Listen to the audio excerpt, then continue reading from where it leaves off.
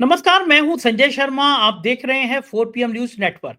अभय दुबे जी के साथ रोज चर्चा करता हूं। आज मैंने पूछा, ये वक्फ बिल जो है, ये तो नीतीश कुमार और चंद्रबाबू नायडू के गले की फांस बन गया। बिहार में जिस तरह धड़ाधड़ धड़ाधड़ इस्तीफे हो रहे हैं, नीतीश कुमार को पसीने आ गए हैं। बिहार का चुनाव सिर पर है और जिस तरह से लोगों में गुस्सा बढ़ता जा रहा है, नीतीश को समझ नहीं आ रहा कि ये गुस्सा काबू में करे तो कैसे करें। क्या एक बड़ा संदेश दे रहे हैं? क्या वक्फ बिल जो है वो भाजपा के गले की फांस बन गया? और क्या सुप्रीम कोर्ट इस पर रोक लगाएगा? बातचीत बहुत शानदार तरीके से की है। सुप्रीम कोर्ट ने जिस तरह से तमिलनाडु के गवर्नर को लेकर सवाल खड़े किए हैं, और फिर मजे की बात तो यह है, उत्तर प्रदेश की गवर्नर के लिए बहुत बड़ी कार आ रही है। उत्तर प्रदेश की गवर्नर लगातार विवादों में रही हैं। उनकी बेटी के ऊपर आरोप लगते रहे हैं गुजरात में जमीनों के। उनकी बेटी की उत्तर प्रदेश की यूनिवर्सिटियों में खासी रुचि चर्चा का विषय है। तमाम मुद्दों पर अभय दुबे जी से बातचीत की है। चलते हैं अभय दुबे जी के पास। इस रिक्वेस्ट के संग चैनल को सब्सक्राइब करना और ज्वाइन करना ना भूलें। 4 PM न्यूज नेटवर्क में आपका स्वागत है अभय दुबे जी। वक्फ बिल को लेकर अब एनडीए के सहयोगियों को समझ में आ गया है कि जिंदगी में वो बड़ी गलती कर गए। जिस तरह से उनकी पार्टी में भगदड़ मच रही है, पार्टी में एक के बाद दनादन दनादन इस्तीफे हो रहे हैं। बिहार में तो बिल्कुल भगदड़ सी मच गई है। नवीन पटनायक के सांसद बगावत करने पर उतारू हैं। चंद्रबाबू नायडू का विरोध हो रहा है। इसका मतलब कहीं ना कहीं चिराग पासवान और जयंत चौधरी के लिए भी परेशानी बढ़ रही है।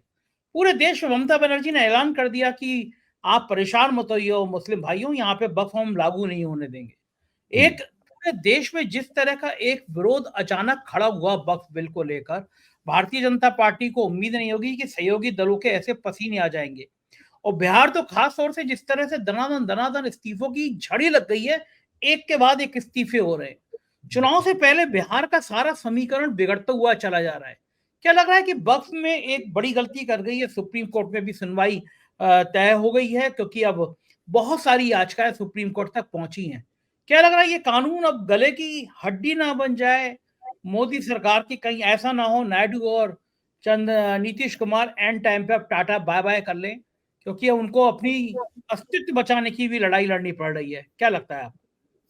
देखिए, अब नीतीश, नायडू, चिराग और जयंत, इन चारों को ये लग रहा है कि भारतीय जनता पार्टी ने वक्फ का उनसे समर्थन करवाकर उनका कद छोटा कर दिया है। भारतीय जनता पार्टी का ये पुरानी कला है। इस कला में भारतीय जनता पार्टी पारंगत है कि वो अपने सहयोगियों को छोटा करती चली जाती है और इस तरीके से उस प्रक्रिया के जरिए अपने आप को बड़ा करती चली जाती है। यह 1980 से चल रहा है। 80 के दशक में भारतीय जनता पार्टी ने क्षेत्रीय शक्तियों की मदद लेनी शुरू की थी और 1990 में आके उनके साथ में एनडीए नाम का गठजोड़ कर लिया। उसके बाद से आप लगातार देखिए, जिन जिन पार्टियों ने भाजपा के साथ गठजोड़ किया वे छोटे होते चले गए और भाजपा बड़ी होती चली गई। आज अकाली दल का क्या हाल है आप देख रहे हैं। आज शिवसेना का क्या हाल है आप देख रहे हैं। नीतीश कुमार का क्या हाल है आप देख रहे हैं। चिराग पासवान का क्या हाल है आप देख रहे हैं। सबका हाल वही है। भारतीय जनता पार्टी की शैली यही है। अब आप जरा सोचिए, अगर ये चारों सहयोगी दल भाजपा के आला कमान से साफ कहते हैं कि देखिए, हम आपके इस वक्फ बिल का समर्थन नहीं करेंगे, आप इसको टाल दीजिए। भाई, टालने का पहला काम तो ये किया था कि संयुक्त संसदीय समिति को दे दिया। उसके बाद में और थोड़ा बड़े आराम से टाला जा सकता था इसको, आराम से 1-1.5 साल और टाला जा सकता था इसको। बिहार चुनाव के बाद तक तो टाला ही जा सकता था। 6 महीने टालना तो बाएं हाथ का खेल था सरकार के। अभी हम इसका अध्ययन कर रहे हैं, अभी हम ये कर रहे हैं, अभी हम इस पर मतैक्य बनाने की कोशिश कर रहे हैं। बहुत तरीके थे इस बात को टालने के, लेकिन भारतीय जनता पार्टी ने अपनी विचारधारात्मक गोटी तो लाल कर ली और इन लोगों की गोटी सफेद कर दी। इस तरीके से ये लोग अपने ही जनाधार में और अपने ही प्रशंसकों के बीच में, अपने ही कार्यकर्ताओं के बीच में इन लोगों को नुकसान हो गया। मैं बता रहा हूं, सबसे ज्यादा नीतीश कुमार को निजी तौर पे इतना नुकसान नहीं हुआ है, क्योंकि 2015 के चुनाव को छोड़ के जब लालू यादव के साथ चुनाव लड़ा था, वो पसमानदा मुसलमानों के वोट भी उन्हें नहीं मिले हैं बिहार में। लेकिन चिराग पासवान के उम्मीदवारों को इससे नुकसान होगा 100%। जयंत चौधरी के उम्मीदवारों को इससे नुकसान होगा और सबसे ज्यादा नुकसान होगा ऐसे नायडू के उम्मीदवारों को 2029 में। जब लोकसभा का और विधानसभा का चुनाव साथ साथ होगा। ये लोग इस नुकसान से बच नहीं सकते। और इस पूरी प्रक्रिया में भारतीय जनता पार्टी ने जो अपना नुकसान किया है वो ये है कि उसने इंडिया गठबंधन को मजबूत किया है इस प्रक्रिया में। देखिए, इंडिया गठबंधन के सामने और कोई विकल्प नहीं है। मैं इस चीज को और चीजों से जोड़ के आपको बताता हूं। आज राहुल गांधी कांग्रेस के अधिवेशन में भाषण देते हुए कह रहे हैं कि भाई जातिगत जनगणना होनी चाहिए। जातिगत जनगणना वो कह रहे हैं। अखिलेश कह रहे हैं पीडीए होना चाहिए। पीडीए क्या है? पिछड़ा दलित अल्पसंख्यक है। जातिगत जनगणना क्या है? उसके पीछे भी यही है कि पिछड़ों का, दलितों का और अल्पसंख्यकों का एक गठजोड़ बना। तो विपक्ष की एक दीर्घकालीन रणनीति बन रही है और भारतीय जनता पार्टी की एक ही रणनीति है, हिंदू मुसलमान करना है, हिंदू मुसलमान करना। ये उनकी दीर्घकालीन, अल्पकालीन, हर तरह की रणनीति एक ही है। इनकी एक दीर्घकालीन रणनीति बन रही है कि पिछड़ा दलित अल्पसंख्यक का गठजोड़ करना है।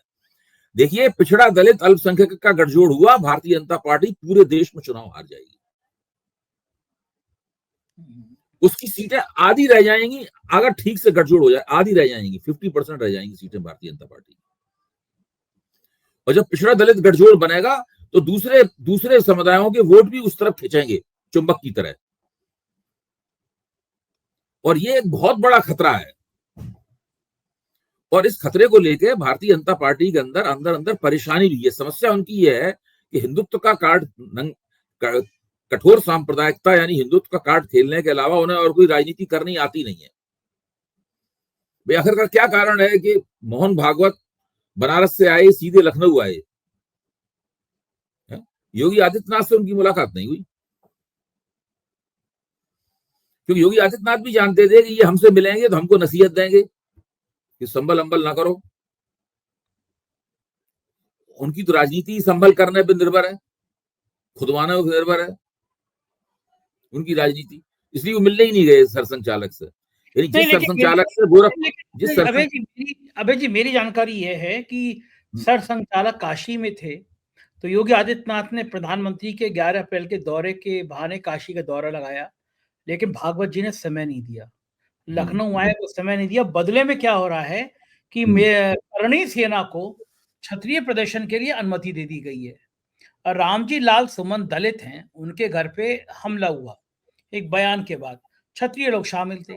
अब अचानक जिस तरह क्षत्रिय राजनीति उभार ले रही है उत्तर प्रदेश में, करणी सेना को अनुमति दी जा रही है, उससे एक बहुत बड़ा खतरा पैदा हो गया। दलित बनाम क्षत्रिय, ये एक मैसेज आ रहा है जो बहुत खतरनाक है, समाज के लिए नहीं होना चाहिए। बिल्कुल जी, हम दोनों एक ही बात कह रहे हैं। आपकी बात बिल्कुल सही, हम दोनों एक ही बात कह रहे हैं। आप इस तरफ से देखिए या इस तरफ से देखिए, दोनों में स्थिति यह है कि योगी आदित्यनाथ की जो राजनीति है वो सामाजिक न्याय की राजनीति का जो नाजुक पहलू, सामाजिक न्याय के मुद्दे के कारण जो राजनीति में नाजुक पहलू आ जाता है, जिसमें आपको कमजोर जातियों का समर्थन हासिल करना है, योगी आदित्यनाथ की जो राजनीति है वो उसकी कोई परवाह नहीं कर रही है। हाँ, इसका सीधा नुकसान तो भाजपा को हो रहा है और इसको आरएसएस देख रहा है। हाँ, राष्ट्रीय स्वयंसेवक संघ बिल्कुल नहीं चाहता है कि आप क्षत्रियवाद या ब्राह्मणवाद करके जो है आप दुर्बल जातियों के जो राजनीतिक तत्व हैं उनको नाराज कर दें, तो बिल्कुल नहीं चाहता है ये। इसकी वजह से सब तरफ पूरा भारतीय जनता पार्टी की राजनीति में एक असंतुलन कायम हो गया है। भाजपा ने बहुत मुश्किल से लंबे अरसे में कोशिश करके ब्राह्मण बनिया पार्टी की छवि से मुक्ति प्राप्त की थी। धीरे धीरे उसी सांचे में दोबारा वो अपने आप को घुसेड़ती जा रही। कोई और नहीं घुसेड़ रहा है, वो अपने आप खुद ही कूद के उस सांचे में बैठ रही है भाजपा। ऐसा नहीं है कोई और कह रहा हो, भाजपा खुद ही इस तरह की तमाम गतिविधियां कर रही है, इससे कूद के उसी सांचे में बैठ जाएगी। संघ लगातार नसीहत दे रहा है, विरोध कर रहा है कि ऐसा मत कीजिए, ऐसा मत कीजिए, ऐसा मत कीजिए, लेकिन लगातार वैसा हो रहा है। संघ ने केवल औरंगजेब वाली बात तो दबा दी, औरंगजेब वाली बात तो संघ ने दबा दी, लेकिन योगी आदित्यनाथ को दबाने में नाकाम है। भाई देवेंद्र फडणवीस समझ गए कि भाई संघ नहीं चाहता है, तो धीरे धीरे करके उन्होंने उस बात को होशियारी से दबा दिया। अब कोई औरंगजेब की कोई चर्चा नहीं कर रहा है, लेकिन योगी आदित्यनाथ तैयार, वो मान ही नहीं रहे, वो तो अपने उसी ढर्रे पे चल रहे हैं लगातार। योगी आदित्यनाथ के बहुत से पत्रकार मित्र जो उनसे मिलते हैं, उनसे ये भी कहते हैं कि आप इसको थोड़ा सा टोन डाउन कीजिए, तो वो कहते हैं नहीं, मैं बिल्कुल टोन डाउन नहीं करूंगा। और अब वो संघ के कार्यक्रम में जाके ये कह आए हैं योगी आदित्यनाथ कि लोगों को जो समझना है वो समझते रहे, मैं भगवा पहनता हूं और एक दिन सारी दुनिया ये भगवा पहनेगी। इस प्रकार की वो डींग वहां पे हाँक आए। नहीं, अब हम लोग उधर से इधर आ गए, हम लोग दूसरे विषय पे चर्चा कर रहे थे, हम लोग इधर आ गए। मैं ये बता रहा हूं कि ये जो भारतीय जनता पार्टी के अंदर एक रणनीतिक संकट पैदा हुआ है कुछ भाजपा के कामों से। देखिए, भाजपा ये तो चाहती है कि वो एनडीए में सबसे ज्यादा मजबूत रहे, लेकिन आज जो स्थिति में है, भाजपा में ये विश्वास नहीं है कि अकेले दम पे बहुमत प्राप्त कर लेगी। उसे अपने सहयोगी दलों की आवश्यकता होगी कि वक्फ बिल टाला जा सकता था और उसको वक्फ बिल को टालना चाहिए था। ये राजनीति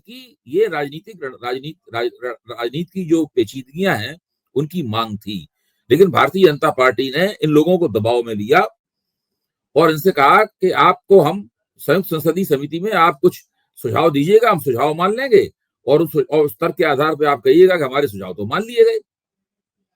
लेकिन ये मामला बिगड़ गया है, इनके हाथ से अब निकल गया है और इसका सबसे बड़ा नुकसान इनके पार्टनरों को हो रहा है और पार्टनरों को नुकसान हो रहा है, उसकी वजह से पूरी एनडीए को नुकसान हो रहा है। भारतीय जनता पार्टी को नुकसान दूसरे तरीके से, इसका हमने अभी जिक्र किया। भारतीय जनता पार्टी अपनी योगी आदित्यनाथ जैसे लोगों को काबू में कर पाने में पूरी तरीके से नाकाम है, वो नुकसान हुआ उस तरह से हो रहा है। और इसका फायदा मेरे ख्याल से विशुद्ध लाभ जो है वो इंडिया गठबंधन की पार्टियों को हुआ है। अच्छा भाई जी, जो सुप्रीम कोर्ट में याचिकाएं हैं, आपको लगता है कि सुप्रीम कोर्ट हस्तक्षेप कर सकता है? सुप्रीम कोर्ट इस कानून को रोक सकता है? सुप्रीम कोर्ट पूरी तरह कानून को रोकने की बजाय ये हो सकता है कि सरकार को ये सुझाव दे कि इसके अंदर आप कुछ चीजों को जोड़िए, घटाइए।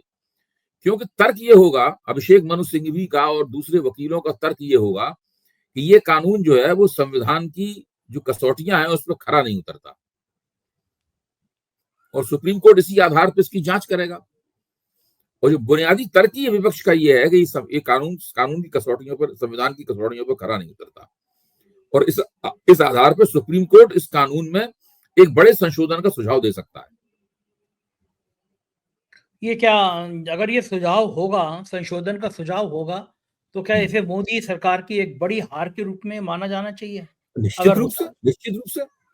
अब आप सोचिए, तर्क ये है कि सब कानून जो है वो भ्रष्टाचार के खिलाफ कड़ा बनाया जा रहा है, लेकिन कानून में पिछले वक्त 2013 के वक्त कानून में जो सजाएं थी वो सजाएं तो कम कर दी गई हैं इसमें। कम, जैसे किसी चीज के बदले में कैद बामशक्कत थी, यानी सश्रम कारावास था, उसमें केवल कारावास कर दिया गया है। मतलब इस तरह सजाएं और कम कर दी गई हैं। लोग ये कह रहे हैं कि ये जो लाखों करोड़ों रुपए की जमीनें हैं, ये अपने उद्योगपति दोस्तों को दी जाएंगी वक्फ की, एक काम क्यों नहीं करती? मेरा अपना मानना यह है कि जो अल्पसंख्यक हैं उनके लिए सबसे जरूरी चीज शिक्षा है। अगर वो पढ़ लिख जाएंगे तो एक बहुत बड़ा बदलाव मुस्लिम कम्युनिटी में होगा। तो सरकार ये ऐलान कर दे कि वक्फ की जितनी प्रॉपर्टियां हैं, अगर मान लीजिए, तो हम उस पर बढ़िया हम कॉलेजेस खोलेंगे, अलीगढ़ मुस्लिम यूनिवर्सिटी की तरह से विश्वविद्यालय खोले जाएंगे, इंजीनियरिंग कॉलेज खोले जाएंगे, मेडिकल कॉलेज खोले जाएंगे, अल्पसंख्यक समुदाय को विकास किया जाएगा। इस तरह की घोषणा कर दे तब भी एक मुस्लिमों में एक अच्छा संदेश जाएगा, हमारी प्रॉपर्टी पे इस तरह के शिक्षण संस्थान खोलेंगे कि हमारी ये कि वक्फ का जो इतिहास, आपकी बात अच्छी है, लेकिन मेरी समझ ये है कि वक्फ का जो इतिहास है वो वक्फ को इस पर्पस से बनाया नहीं गया था। अब दिक्कत की बात क्या है, जैसे मस्जिदें हैं, मजारों पे तो चढ़ावा आता है, मंदिरों में भी चढ़ावा आता है, मस्जिदों में कोई चढ़ावा नहीं आता। सवाल यह है कि लाखों मस्जिदें जो इस देश में हैं उनका रखरखाव कैसे होगा? ये एक बहुत बड़ा इशू, बहुत बड़ा मुद्दा है। बहुत सारे खानकाह हैं, उनका रखरखाव कैसे होगा? बहुत सारी ऐसी चीजें हैं। वक्फ का इंतजाम, वक्फ का बंदोबस्त इसीलिए किया गया था ताकि उनको कुछ जमीनें दे दी जाएं, उस जमीनों के आधार पर, और उन जमीनों को आप किसी व्यक्ति को व्यक्तिगत रूप से कोई चीज दान दे दें, अब वो व्यक्ति उस चीज का स्वामी हो गया, वो उसको बेच सकता है। वक्त जो की गई है, जो अल्लाह को चीज दी गई है, उसको बेचा नहीं जा सकता है। ठीक बात है। ये उसी तरीके से है कि अगर आप तिरुपति मंदिर को या काशी विश्वनाथ मंदिर को कोई जमीन दान दे दें, तो उस जमीन का मालिक कौन होगा? उस जमीन का मालिक बाबा विश्वनाथ हो जाएंगे। उस जमीन के मालिक बाबा विश्वनाथ हो जाएंगे। तो जो डीटी है, यानी जो मूर्ति वहां लगी हुई है भगवान की, वो भारतीय कानून में एक फरीक होती है, वो एक पक्ष होती है। मुकदमा भगवान की मूर्ति के पक्ष में या खिलाफ, भगवान की खिलाफ या पक्ष में लड़ा जाता है। हाँ, रामलला के सारे मुकदमे इसी तरीके से लड़े जाते थे। उसी तरीके से इस्लाम में भी नियम है कि वहां पर जब जमीन दान दी जाती है तो अल्लाह की हो जाती है। दूसरा एक और समझने वाली बात है जो मैं आप मेरे ख्याल से 4 PM के दर्शकों को इससे लाभ भी होगा कि जो वक्फ बोर्ड है वो कोई प्राइवेट बोर्ड नहीं है। ये पूरा बोर्ड सरकार नियुक्त करती है। हर व्यक्ति सरकार द्वारा नियुक्त किया हुआ होता है उसमें। जो उसका मुतवल्ली होता है या जो भी होता है, संचालक मैनेजर होता है, सब चलो सरकार द्वारा नियुक्त होते हैं। अगर उसमें भ्रष्टाचार है तो सरकार द्वारा नियुक्त किए गए लोगों द्वारा किए जाने वाला भ्रष्टाचार है। ठीक बात है। आप उस भ्रष्टाचार का आरोप मुस्लिम समाज के ऊपर नहीं डाल सकते। तो सुप्रीम कोर्ट इन्हीं बातों की जांच करेगा कि जिन मकसदों से ये कानून लाया गया है क्या वो मकसद यहां पर खरे उतरते हैं कि नहीं खरे उतरते हैं। इसीलिए विपक्ष को बहुत विश्वास है और पक्का विश्वास है इस कानून को वो सुप्रीम कोर्ट में इस कानून को दे मारेंगे। लग भी रहा है कि कुछ ना कुछ तो होगा। अगर दूसरे भूमिका पे बात करते हैं, देश में राज्यपालों की भूमिका को लेकर तरह तरह के सवाल उठते रहते हैं। कई राज्यों के गवर्नर जो हैं उनकी सुर्खियां अभी उत्तर प्रदेश में हमारी गवर्नर साहिबा जिनका कार्यकाल पूरा हो चुका है, उत्तर प्रदेश में कुलपतियों की नियुक्तियों को लेकर जितने विवाद हुए, जितनी आर्थिक अनियमितता के आरोप लगे, आज तक कभी नहीं लगे। गवर्नर साहब की जो सुपुत्री हैं उनका नाम भी बड़ा सुर्खियों में रहता है। गुजरात में भी जमीन के घोटाले में उनका नाम आया था। अभी ताजा कैबिनेट ने पार किया, उनको बहुत एक बड़ी सी कार चाहिए। एक और गवर्नर साहब का मामला सुर्खियों में है जो इस तरह अदालत ने जो टिप्पणी करी है, इन भूमिकाओं को लेकर आप क्या कहेंगे? अच्छा, अब आप एक चीज जो लोगों की निगाह से चूक गई है और मैं बार बार उसको फोकस कर रहा हूं वहां पर। तमिलनाडु के राज्यपाल RN रवि ने स्टालिन सरकार के जिन विधेयकों को लटका रखा था वो विधेयक किस किस्म के थे? वो विधेयक भी विश्वविद्यालयों में नियुक्तियों के संबंधित विधेयक थे जो अभी आप जिक्र कर रहे हैं। अच्छा, विश्वविद्यालयों में नियुक्तियों का सारे देश में कामकाज कौन देखता है? राष्ट्रीय स्वयंसेवक संघ देखता है। शिक्षा के ऊपर राष्ट्रीय स्वयंसेवक संघ का कब्जा है। इससे आप अंदाजा लगा सकते हैं कि RN रवि ने वो तमाम विधेयक क्यों रोक रखे थे। क्योंकि स्टालिन RSS तमिलनाडु में शिक्षा का बंदोबस्त स्टालिन RSS के हाथ में देने से नहीं देना चाहते, रोके हुए उस बात को। उसी हिसाब से वो कानून बना रहे हैं। मुझे तो लगता है कि तमिलनाडु के राज्यपाल के खिलाफ सुप्रीम कोर्ट ने जो जजमेंट दिया है उसका फायदा उठाकर दूसरी जो गैर भाजपा सरकारें हैं वो भी अपने यहाँ ऐसी किस्म का काम कर सकती हैं। दिल्ली में तो हालत यह है कि भाई साहब लोग जो हैं, प्रचारक लोग, जिन्हें भाई साहब कहा जाता है, भाई साहब लोगों की मर्जी के बिना तो एक असिस्टेंट प्रोफेसर नहीं नियुक्त हो सकता, कोई भी वाइस चांसलर नियुक्त नहीं हो सकता। जो इंटरव्यू कमेटियां बनती हैं वही लोग बनाते हैं। यूनिवर्सिटियों की एकेडमिक काउंसिल है उन्हीं के लोग होते हैं। और जब वो खड़े हो जाते हैं तो गवर्नर मजबूर हो जाता है उनकी बात मानने के लिए और उसी हिसाब चलने के लिए। ये हालत है। सही बात है। सत्ता का जो भाजपा के जरिए जो राष्ट्रीय स्वयंसेवक संघ को सत्ता प्राप्त हुई है उसकी सबसे मुखर अभिव्यक्ति शिक्षा के क्षेत्र में होती है। और ये तमिलनाडु के सवाल के ऊपर जो सुप्रीम कोर्ट का जजमेंट है उसका इससे सीधा ताल्लुक है इसका। वो सारे विधेयक यूनिवर्सिटी में नियुक्तियों के मामले के विधेयक हैं। मतलब ये तो बहुत भयंकर झटका है ये फैसला। ये देखिए, इस फैसले से न केवल केंद्र राज्य संबंधों का संतुलन दुरुस्त होगा बल्कि एक रास्ता भी खुलेगा कि राष्ट्रीय स्वयंसेवक संघ का शिक्षा के क्षेत्र में जो शिकंजा कसता जा रहा है उससे कैसे मुक्ति प्राप्त की जाए। बिल्कुल ठीक बात है। बात करेंगे कांग्रेस के अधिवेशन की। मल्लिकार्जुन खड़गे ने भी आज बड़ा तीखे शब्दों में कहा कि जिन्हें रिटायर होना रिटायर हो जाएं। और राहुल गांधी ने कहा, बड़े मजे की बात है, मंच पर एक नेता ने कहा कि भाई उत्तर प्रदेश का हवाला दिया कि ऐसा नगर अध्यक्ष नियुक्त कर दिया गया जो जिसका एक भाई सपा में एक भाई भाजपा में है। तो मतलब मंच एक ऐसा खुला मंच था जिस पर आज मुखर होके कांग्रेस के लोगों ने अपनी बात कही। बहुत दिनों बाद मुझे लगता है कि कांग्रेस एक ऐसा अधिवेशन था जिसमें बात कही गई। क्या लगता है इस अधिवेशन से क्या संकेत निकल सकते हैं और प्रियंका गांधी क्यों नहीं गई सम्मेलन? सबसे बड़ा संकेत तो इस अधिवेशन से ये निकलता है कि कांग्रेस अब जुझारू मोड में आ गई है और कांग्रेस जमीनी स्तर के नेताओं को तैयार करना चाहती है और वो इस तर्क को मानने के लिए तैयार नहीं है कांग्रेस आला कमान कि अगर जिला अध्यक्षों को आप ताकत दे देंगे तो विधायक दल के नेता की ताकत कम हो जाएगी और राज्य के अध्यक्ष की ताकत कम हो जाएगी। अब तो कांग्रेस अपने संविधान में ही संशोधन करने जा रही है, जहां तक मेरी जानकारी और समझ है, कि जब टिकट बांटने वाली प्रादेशिक कमेटी बैठेगी तो हर जिले के बारे में जब फैसला करेगी तो उस फैसले में जिला अध्यक्ष को बुला के, बाहर बैठे होंगे तमाम जिला अध्यक्ष, एक एक करके उनको बुलाया जाएगा उस जिले के बारे में फैसला लेने के लिए, उनकी राय भी मांगी जाएगी। जरूरी भी है, होना भी चाहिए। और उसके लिए उन्होंने जिला अध्यक्षों को यह आश्वासन दिया कि आपको हम जिम्मेदारियां देंगे, आपको हम जिम्मेदारियां भी देंगे और अधिकार भी देंगे, और उन अधिकारों का इस्तेमाल करके आप उन जिम्मेदारियों को पूरा करें, उसके हिसाब से हम आपके काम की रेटिंग भी करेंगे, उसके हिसाब से संगठन में आपकी प्रगति सुनिश्चित होगी। ये 2009 के बाद या उससे कम से कम 20 साल के बाद ये पहली बार ऐसा हो रहा है। और हम जानते हैं, मैं 4PM के मंच पे इस बात को कह भी चुका हूं, इस गुजरात के कॉन्क्लेव को करने से पहले 3 जिला अध्यक्षों के बड़े सम्मेलन दिल्ली में हुए थे और उन सम्मेलनों में जिला अध्यक्षों ने मन की बात सुनाई आला कमान को, आला कमान ने बात सुनी हमदर्दी के साथ में और उन्हें तरह तरह के आश्वासन दिए गए।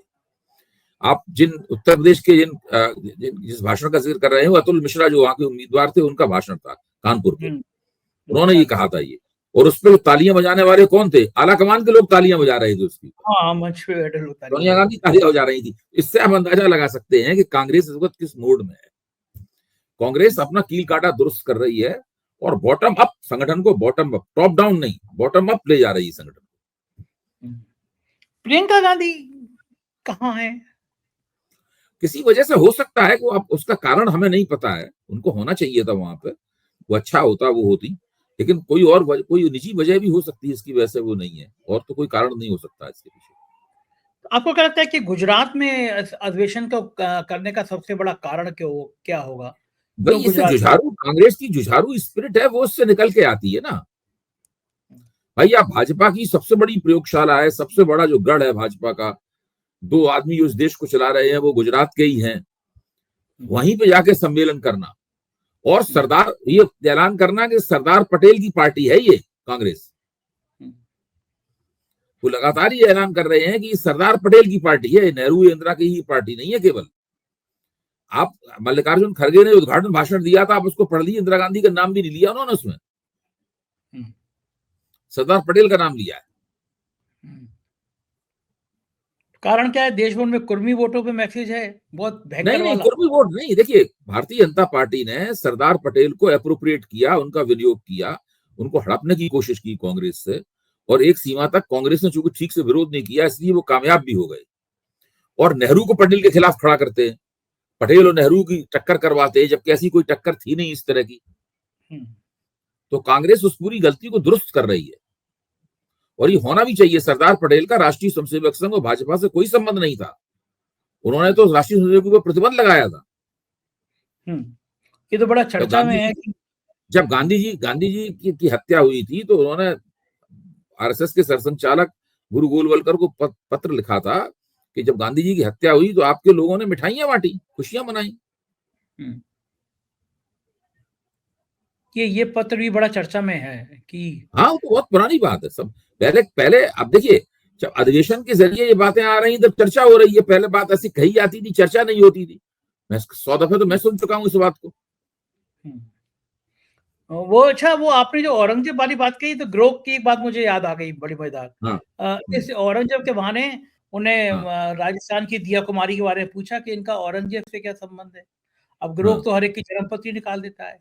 ग्रोह ने तुरंत बता दिया कि भाई पूर्वज से पूर्वज, इनके पूर्वजों की जोधाबाई और अकबर की कहानी तो सबको पता ही पता है। और फिर निकल दिया कि हाँ भाई दूर में रिश्ते में राजकुमारी दिया और औरंगजेब के पूर्वज, दिया के पूर्वज रिश्तेदार थे। अब ये बताइए, इस बात को आने के बाद करणी सेना किस मुंह से विरोध करेगी रामजी लाल सुमन का? या किसी का भी जो औरंगजेब को लेकर विवाद पैदा कर रहे हैं। और राजकुमारी दिया क्या कह देंगी कि अब भाई हमारे पूर्वज अब औरंगजेब के रिश्तेदार नहीं थे, जोधा हमारी रिश्तेदार नहीं थी। मामला बड़ा फंस गया ना, ग्रोक ने सब गड़बड़ कर रखा है। देखिए, इसमें इसमें है क्या, बात आपकी सही है लेकिन ये जो राजनीति है ना, इस राजनीति का तरीका कुछ बदल गया है। इसमें आप तर्क के आधार पर राजनीति नहीं होती। आप बहस में आप सोचते हो कोई ये डिबेटिंग कंपटीशन नहीं हो रहा है, जिसमें हमने ऐसा तर्क दे दिया, इसमें सामने वाला लाजवाब हो गया, चुप हो गया, मंच से उतर गया, हार गया। वो आप कुछ भी कहते रहिए, आप नरेंद्र मोदी की गलतियां उनके सामने पेश कर दीजिए कि आपने अपने 10 साल में जो भाषण दिए हैं उसमें आपने ये 200 गलतियां की हैं तथ्यों की, उनके ऊपर इसका कोई असर नहीं पड़ता। अभी तो मैंने एक ऐसी चीज देखी जिसका मैं जिक्र करना भूल गया। जहां कहीं नरेंद्र मोदी जाते हैं वहां विजिटर बुक में वो अपना संदेश लिखते हैं और दस्तखत करते हैं। तो नरेंद्र मोदी कोई संदेश नहीं लिखते, पहले से वो अफसर लोग आके उस संदेश को लिख देते हैं हिंदी में, और नरेंद्र मोदी नीचे उसमें नरेंद्र मोदी दस्तखत कर देते हैं उसके अंदर। अच्छा, उसमें अफसर लोग करते हैं अंग्रेजी हिंदी की बहुत ज्यादा गलतियां, बिंदियां नहीं लगाते, वर्तनी की गलतियां होती हैं, बहुत गड़बड़ियां होती हैं। किसी ने उनकी फोटो लेके और लाल स्याही से उसकी गलतियां निकाल के उसको सब डाल दिया सोशल मीडिया में, उसमें कांग्रेस ने ट्वीट नीचे नरेंद्र मोदी हर जगह साइन कर रहे हैं बिना देखे हुए कि इसमें गलतियां कितनी है। अच्छा, नरेंद्र मोदी खुद ही नहीं पता होगा कि इसके अंदर गलतियां कितनी है। सही बात है। तो ये सब लोग ऐसे ही लोग हैं, सब पूरे के पूरे। गजब है, मजेदार बात है। बातचीत ऐसी हम लोग करते रहेंगे रोज। बहुत बहुत शुक्रिया अभय जी, आपने समय दिया, थैंक यू। ये थे अभय दुबे जी और आपने पूरी बातचीत सुनी। मुझे यकीन है ये आपको चर्चा पसंद आई होगी। अपने प्यार भरे कमेंट मुझे जरूर बताइएगा। शुक्रिया, थैंक यू।